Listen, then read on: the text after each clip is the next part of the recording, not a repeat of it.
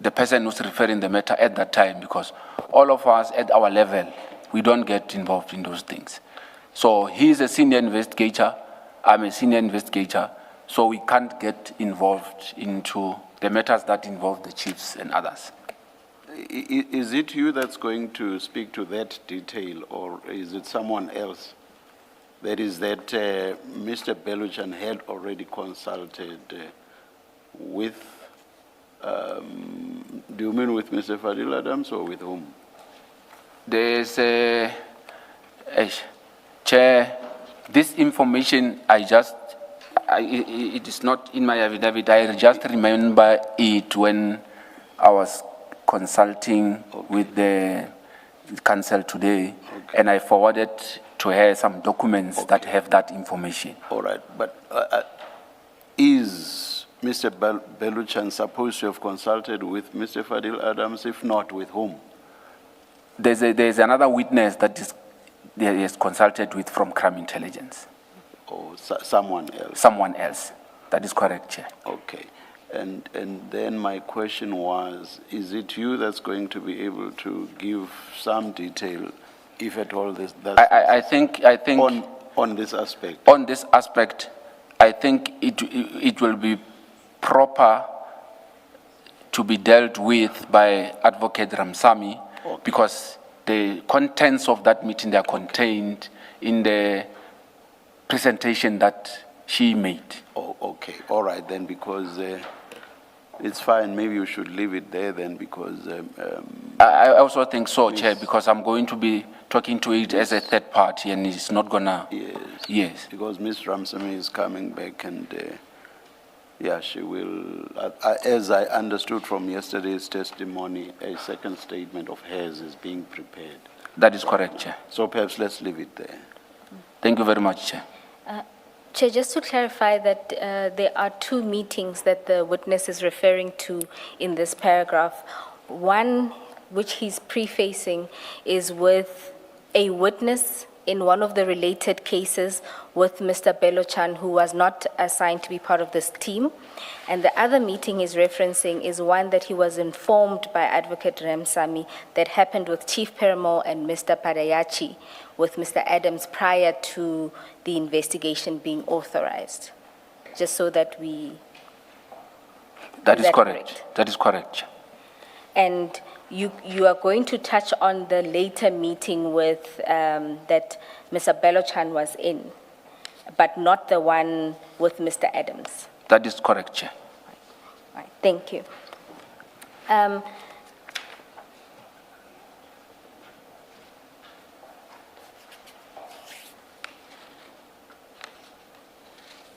Then you then proceed to talk about the request then that was made, or rather the instruction that was given for you to collect the dockets. At paragraph 20, you talk about having informed Mr. Sesoko first. Can you deal with what happens in that regard? Thank you very much, Chair. On the way to Valeria, I decided to phone Mr. Sesoko to inform him, or maybe to ask him if he knew about this new project.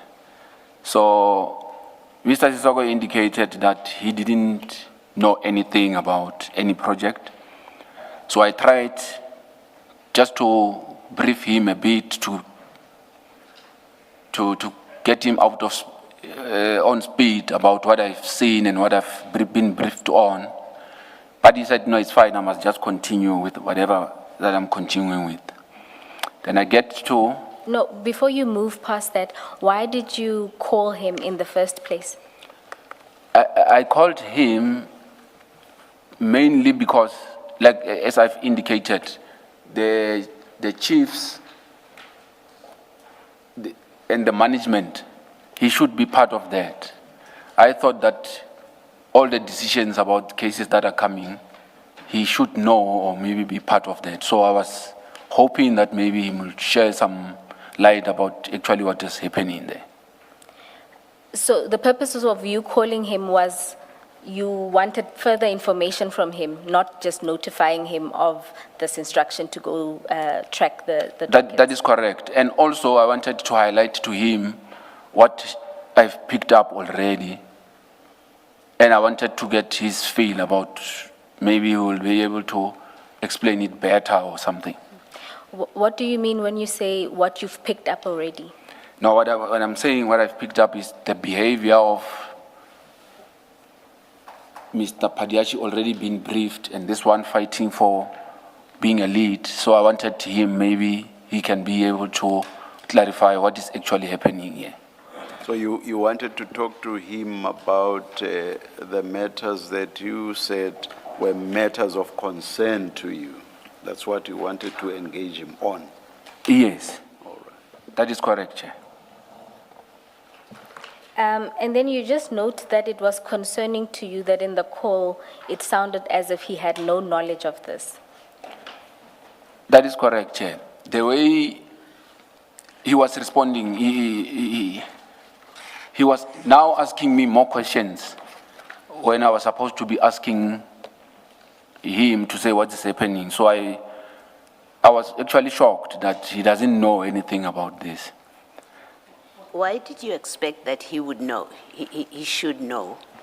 He is the head of operation, and from what I understood, that he should know about what is in his space and other things. But it turned out that he was, I don't know if I would say he was not informed, or I don't know how to put it, but I expected him to know. Because he's head of investigations. That is correct, Chair. So in your experience, in all matters that you were involved in, he would always be in the know, so he would always know about them. That is correct, Chair. All right, okay. Thank you. Then let's move to page 9 of your statement, where you deal with collection of the dockets. We're at paragraph 27 of your statement. You start by noting that you have already set out the details related to collecting the dockets in 2 statements already. Just so that we are clear, what were these 2 affidavits for? The two sworn statements. The 2 affidavits were for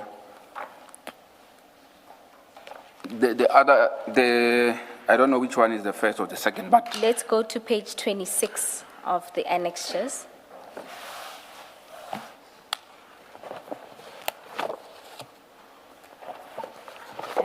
It's labeled MRR2. oh yes. Yes, what was the purpose of the statement? The purpose of this statement was for, I was requested to draft this statement for the bail, when they were doing the bail, when they were dealing with the issue of the arrest of the suspect on the Lushaba matter. There was an issue relating to the case numbers. So I had to depose to this affidavit just to illustrate which dockets I collected from the office of the inspectorate. Okay, and were you also confirming the chain of custody? That of is the correct. dockets? All right. And then the second, Before you, why is it not signed? Why is this affidavit not signed? Now, the affidavit is not signed because it was a draft from myself. The one that I submitted at court, I thought that it was disclosed with the docket. It was supposed to have been disclosed. So the signed one mirrors this one that we are seeing on page 26. That is correct, Chair. thank you. And then the second one, which is MRR3, is at page 28 of the annexures. And can you explain why that one was deposed to, or you prepared it? The second affidavit was, I deposed to it after I watched what was said about the movements of the docket at ad hoc. So immediately after, when I get to the office, I volunteered to just give the affidavit already so that I can be able to explain and dispel what was said at the ad hoc committee. When you say you volunteered it to who? I volunteered the affidavit to my supervisor at the time, who was Chief Boy. So I just gave the affidavit explaining what actually happened before they could actually ask for it. I just gave it. What about what was said in Parliament prompted you to prepare an affidavit? What was said was trying to purport that I did not follow the procedure and I went to people's offices with letters and I didn't want to provide them with the letters. It was something that has to do with along those lines. So I wanted to put it clear how the process unfolded, just to put it clear that this is what has transpired. And who was making those claims that the process or procedure wasn't followed? It was a conversation between Advocate Johnson and Honorable Mr. Sols, if I remember, but it was in relation to the affidavit that was filed by Colonel Phillips and Lieutenant General Jacobs. All right. Then perhaps let's deal with what actually happened when you were... Chief Perumal to collect the dockets. He specifically told me that I must get these dockets because he wants to leave with them to East London. He was flying back to East London on that Friday. So I had to move quick to get this docket so that I can get them to him before I moved to Valeria. I asked for the station commissioner. He was not there. I asked for a detective commander. He was at this Christmas things. It was a year-end party. Year-end function. So I phoned him. I explained what I'm looking for. So he got the information quick. He said, no, I know about the dockets you are looking for. He indicated to me that he's not going to be able to come where I was, but he provided me with the contact of the person who has collected the dockets.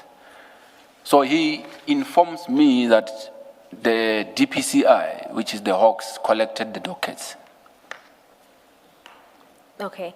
And just to make sure, the speed at which you were moving to obtain the dockets was related to Chief Perumal's request because he was leaving? That is correct. That was the urgency. Yes. You then get in touch with Colonel Now I Phillips. get in touch with Colonel Phillips. He says, no, man, I'm not far from where you are. Come to my office. Already, I've informed Chief Perumal that the dockets were collected. They are not in Valeria by some Colonel Phillips from the Hawks. So I'm told that now they now contact someone in the Hawks to say, we need those dockets. I'm made to understand that they found a certain, I don't know whether it's Brigadier or General Matros. Okay. So when I get to Colonel Phillips, he now introduced himself as that he's from Inspectorate. Then I had to phone back to say, no.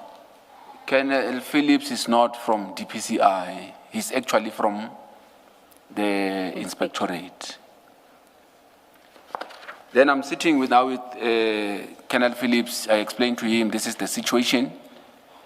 These dockets are being sought. Colonel Phillips indicates to me that no, you can't get the dockets today. You can only get the dockets possibly on Monday because the dockets were locked up in his general's office. So now it means I must phone now again Chief Perumal to explain to him that he can't get the dockets now. So I put him on the speaker. So he's now talking to me, I'm relaying the message to him. Then I'm saying to him, the colonel also wants to speak to you because the colonel was asking me who was my commander and I was trying to explain to him. Now they talking on my phone now. So they started greeting each other, asking each other. Then they realized that they know each other. So they continue talking. They now making arrangements for the collection of the dockets on Monday. So on the arrangements, they talking how they are going to move about, how the letters will be exchanged between the two of them, and how the letters should be directed. After they finished talking, the phone was handed back to me. Okay. So when we parted ways with Colonel Phillips is that I will meet him the Monday, the 9th, at his general's office. Okay. And did you then communicate with anyone at the office regarding the letters that now need to be exchanged? No, I didn't communicate with anyone. I thought that will be sorted because the chief already knows and agreed with Colonel Phillips on how to do it. So my duty was only to attend to General Jacob's office to collect the dockets. All right, and you did so on the morning or on the 9th of December, and you collected the documents? Yes, on the 9th, I reported to the office of General Jacobs. When I get there, I was informed that the letter has not been signed already or provided already. So I had to wait outside for the office to process the signing of the letter. Some few minutes, about 10 to 15, I was informed that the ID has signed the letter and it has been sent to General Sintumule. So when I went back to General Jacob's office to inform him that now the letter has been signed, it has been sent to General Sintumule, and I was asking General Jacobs to provide me with the email address of the secretary so that I can give them to also forward the same letter to his office. So what he did is he took out the phone, spoke to General Sintumule. Immediately after the call, he said, nah, everything is fine. He instructed the secretary to give the dockets to me. Then I signed for the docket and took them back to the office. So you took the original docket? That is the original docket. And do you ordinarily take the original dockets in instances where you take dockets from various stations? I didn't get that. Do you usually take original dockets when you are taking them from origination stations, or where the dockets were initially opened? Yeah, we usually take originals, and if there's a need to take them back, we take them back. But in some instances, depending on the matters, sometimes we just go ask for the copies just to evaluate before we take the originals. But it's not a prescribed thing. We are just flexible about it. Okay, and in this instance, to record that you've now taken the docket from the inspectorate to IDAC. Yes. Is there a record of how that is captured? Usually when you take a docket, you must sign for it on the system. So there's what we call a cash system where you need to be signed there for you to be able to acknowledge the docket on that system. Now, I am registered on the cash system, but my credentials are still registered on the previous employment of IDEC. So I couldn't have signed for that docket using IPID because it was going to look like IPID signed for the docket, whereas the docket was signed for at IDEC. So I opted to sign for it manually. Okay. And Ms. Boer, maybe let's just clarify this. It may or may not become an issue later on. Paragraph 30, you say you collected 7 case dockets, and then you mentioned 3 being Valeria.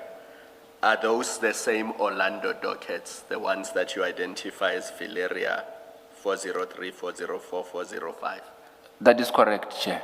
Okay. What actually has happened is the 3 dockets that were transferred from Cape Town, they remained as they are with the case numbers.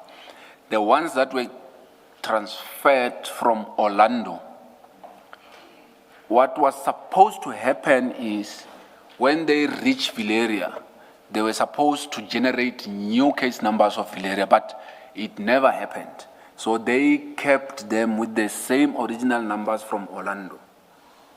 They only changed the station only, the station name only. But your paragraph 30, those 7 dockets include the Orlando dockets? That is correct, Chair. just one small issue on the collection of the 7 dockets. I know you had nothing to do with the letters Yes. that were exchanged, but I just want to refer you to page 111 of file 10.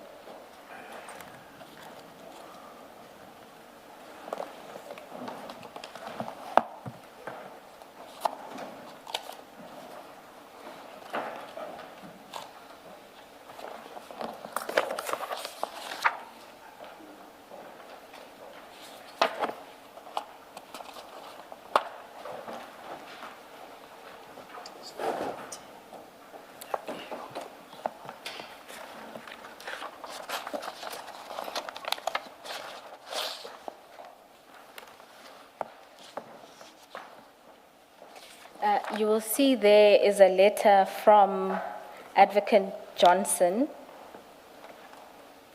to Major General Khumalo. We understand from testimony that later it was changed to General Sentumule, but you'll see at paragraph 2 of the letter that it only lists 4 dockets. You see that? That is correct, Chair. So when you got to General Jacob's office, you didn't specify a particular number, you just said generally. That is correct, Chair. I didn't specify the number, or I just said the docket that are related to that matter that I've spoken to Colonel Phillips about. I didn't specify the case numbers or the numbers. Oh, and then they gave you 7. That is correct, Chair. All right, thank you. You've already explained that there was some misstatements at ad hoc related to the letters. Is there anything else you want to say in relation to that? At paragraph 31 of your statement, you explained that at ad hoc, there was an issue regarding the collection of the dockets. Yes, you now see I think I've already touched on that, just to give a picture of what actually has transpired. All right, thank you. Ms. Boer, in the statement, paragraph 30, should it not be 2, 3, and 4 instead of 3, 4, 5, those Orlando? I'm just looking at the letter on 111 and the statement. The Orlando dockets should be 2, 3, and 4. but here it looks like it's 3, 4, 5 in the statement. Do you see that? Yes, I see that. We'll, Commissioner Kumalo, we'll just double check the referencing.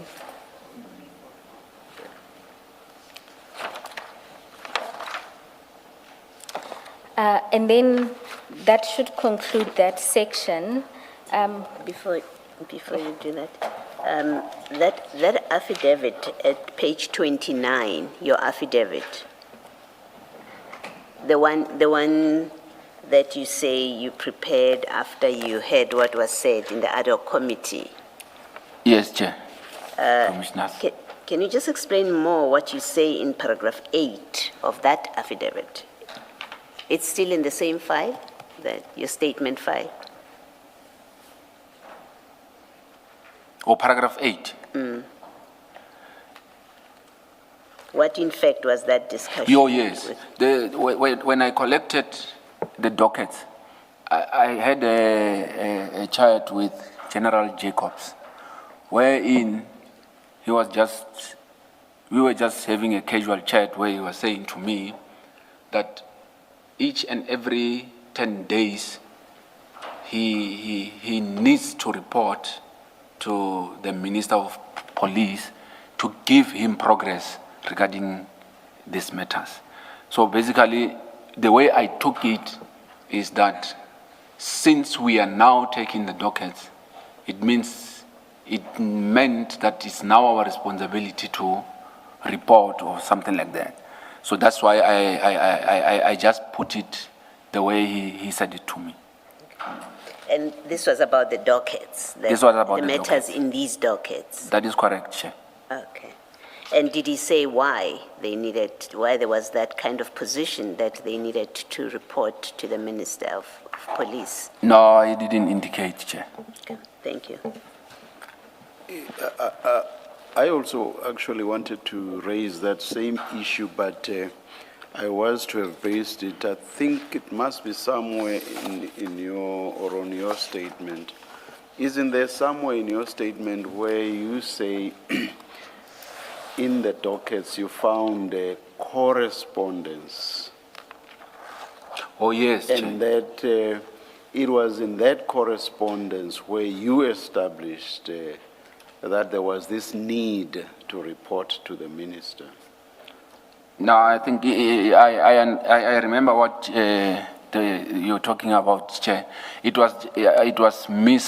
We misquoted it. It was supposed to read that he informed me about that, but the letters were just information notes. Just because I was interested. So we captured it incorrect. I was interested to know what that correspondence was, who wrote, and how exactly that need arose, and whether the correspondence showed where all of this came from. No, apologies for that. Please look at paragraph 32. That's Chair's question to you. Yeah. Which you file? have your statement filed with you? Oh, yes, 32.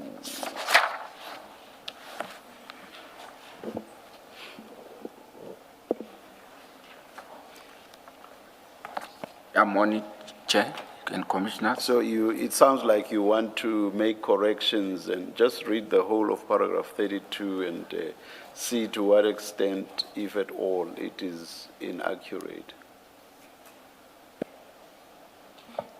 Sorry, Chair, just to say that the witness did say this to me in relation to this, because we hadn't gotten to this section, we hadn't made the correction yet. But he did indicate that it wasn't correspondence, it's rather that in communication with General Jacobs, told him that there is this reporting every 10 days. Oh, yeah. I raised it at this stage, even though we are not at paragraph 32, because it relates to the point raised by Commissioner Baloyi in relation to a separate affidavit. But I had also thought I wanted to follow up on this. So what do you say the correct position is now? The correct position will be that I was informed by the general that